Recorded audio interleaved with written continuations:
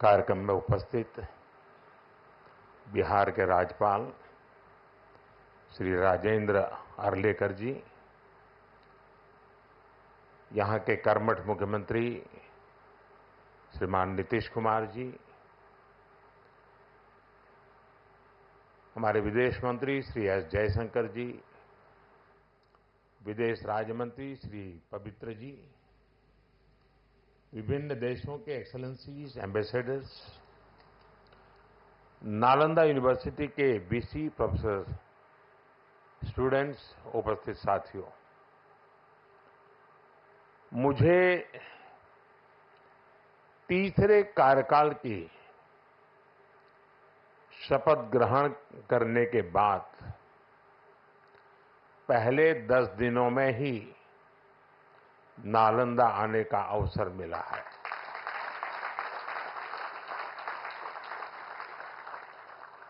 ये मेरा सौभाग्य तो है ही। मैं इसे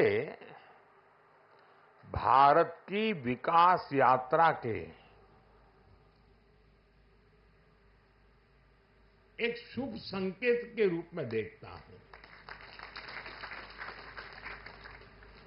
नालंदा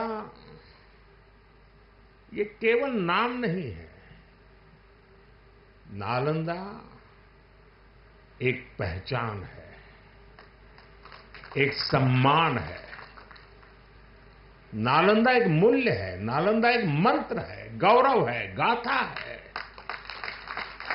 नालंदा है उद्घोष इस सत्य का कि आग की लपटों में पुस्तकें भले जल जाएं, लेकिन आग की लपटें ज्ञान को नहीं मिटा सकती।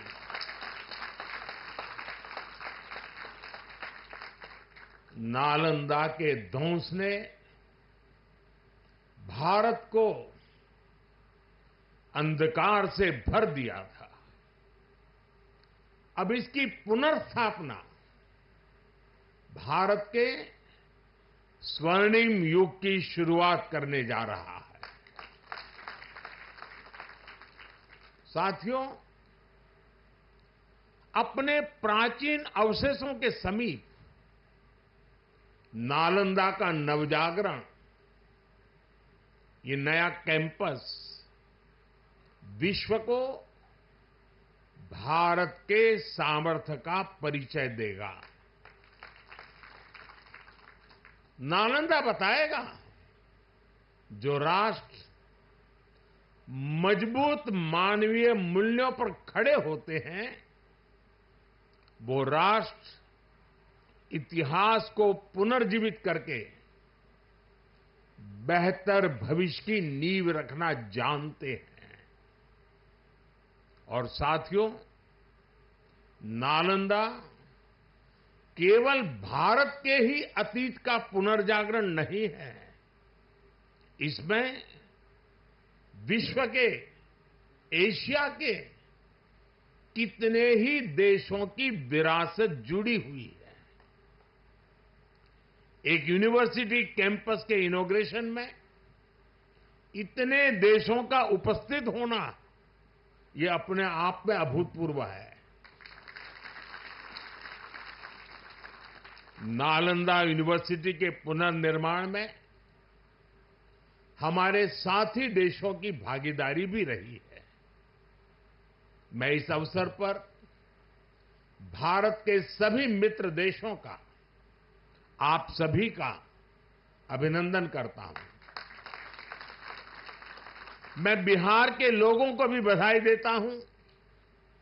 बिहार अपने गौरव को वापस लाने के लिए जिस तरह विकास की राह पर आगे बढ़ रहा है, नालंदा का ये कैंपस उसी की एक प्रेरणा है।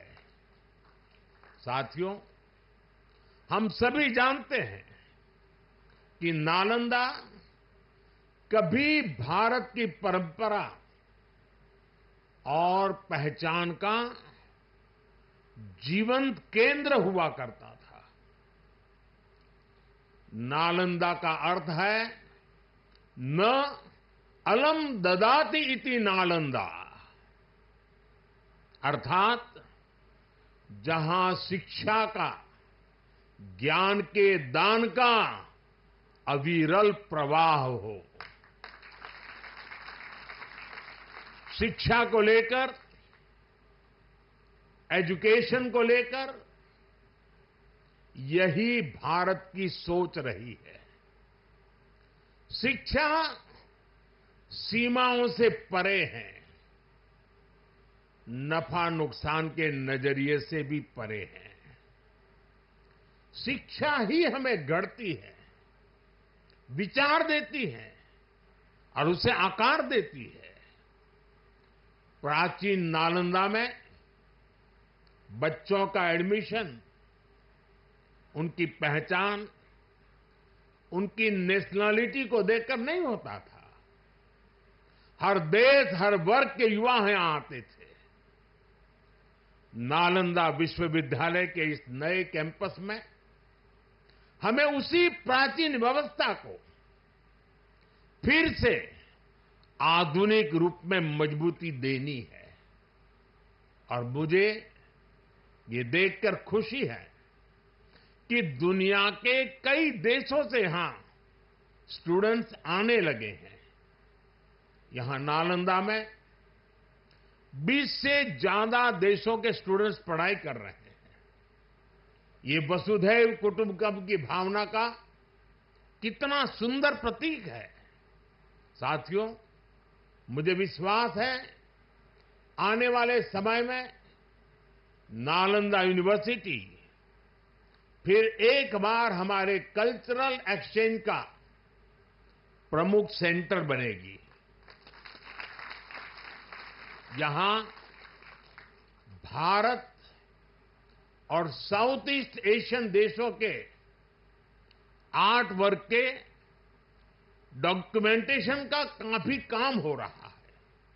यहां कॉमन आर्काइवल रिसोर्सेज सेंटर की स्थापना भी की गई है। Nalanda university ASEAN India university network बनाने की दिशा में भी काम कर रही है। इतने कम समय में ही कई लीडिंग ग्लोबल इंस्टीट्यूशंस यहां एक साथ आए हैं। एक ऐसे समय में जब 21वीं सदी को एशिया की सदी कहा जा रहा है, हमारे ये साझा प्रयास हमारी साझी प्रगति को नई ऊर्जा देंगे। साथियों, भारत में शिक्षा मानवता के लिए हमारे योगदान का एक माध्यम मानी जाती है। हम सीखते हैं ताकि अपने ज्ञान से मानवता का भला कर सके। आप देखिए, अभी 2 दिन ही के बाद ही 21 जून को इंटरनेशनल योगा डे है।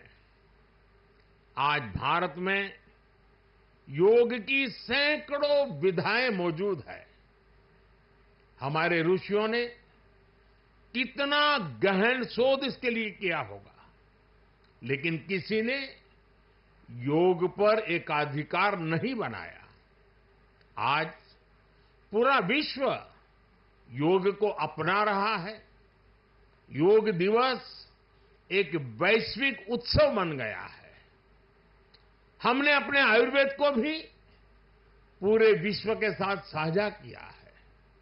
आज आयुर्वेद को स्वस्थ जीवन के एक स्रोत के रूप में देखा जा रहा है। सस्टेनेबल लाइफस्टाइल और सस्टेनेबल डेवलपमेंट का एक और उदाहरण हमारे सामने है। भारत ने सदियों तक सस्टेनेबिलिटी को एक मॉडल के रूप में जीकर दिखाया है। हम प्रगति और पर्यावरण को एक साथ लेकर चले हैं। अपने उन्हीं अनुभवों के आधार पर भारत ने विश्व को मिशन लाइफ जैसा मानवीय विजन दिया है। आज इंटरनेशनल सोलर अलायंस जैसे मंच सुरक्षित भविष्य की उम्मीद बन रहे हैं। नालंदा यूनिवर्सिटी का ये कैंपस भी इसी भावना को आगे बढ़ाता है। ये देश का पहला ऐसा कैंपस है जो net zero energy, net zero emissions, net zero water and net zero waste model पर काम करेगा। अप्प दीपो भव के मंत्र पर चलते हुए कैंपस पूरी मानवता को नया रास्ता दिखाएगा।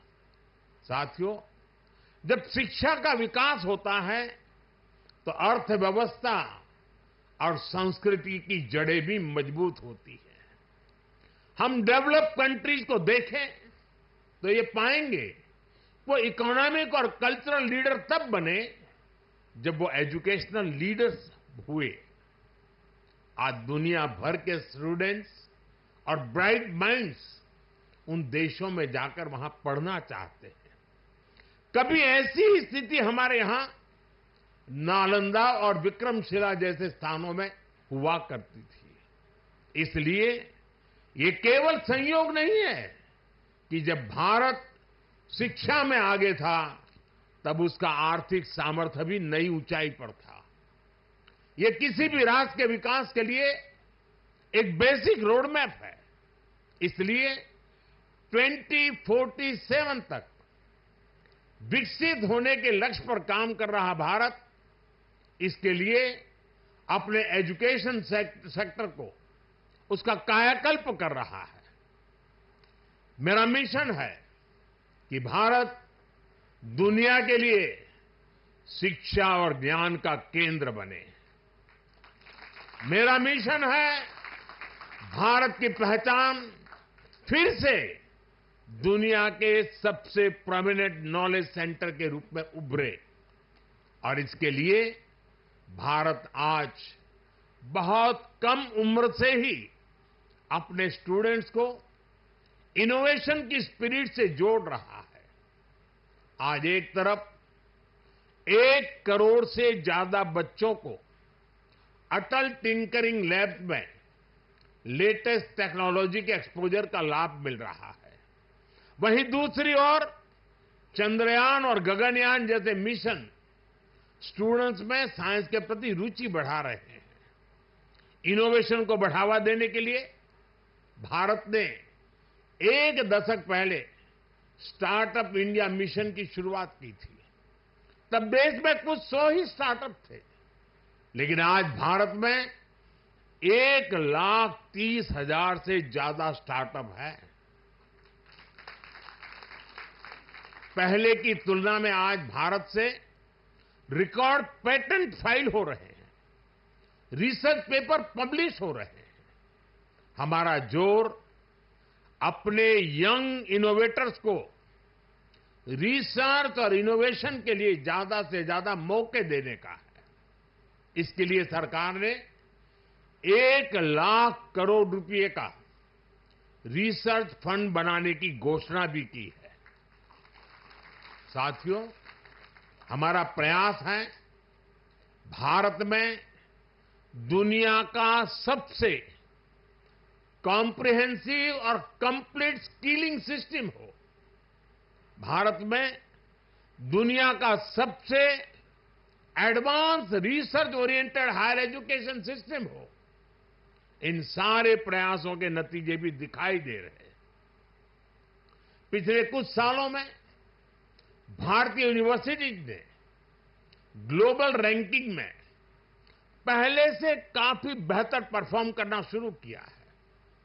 10 साल पहले क्यूएस रैंकिंग में भारत के सिर्फ 9 शिक्षा संस्थान थे। आज इसकी संख्या बढ़कर 46 पहुंच रही है। कुछ दिन पहले ही Times Higher Education impact ranking आई है। कुछ साल पहले तक इस रैंकिंग में भारत के सिर्फ 13 इंस्टीट्यूशंस थे, 13। अब इस ग्लोबल इंपैक्ट रैंकिंग में भारत के करीब 100 शिक्षा संस्थान शामिल हुए हैं। पिछले 10 वर्षों में औसतन भारत में हर सप्ताह एक यूनिवर्सिटी बनी है।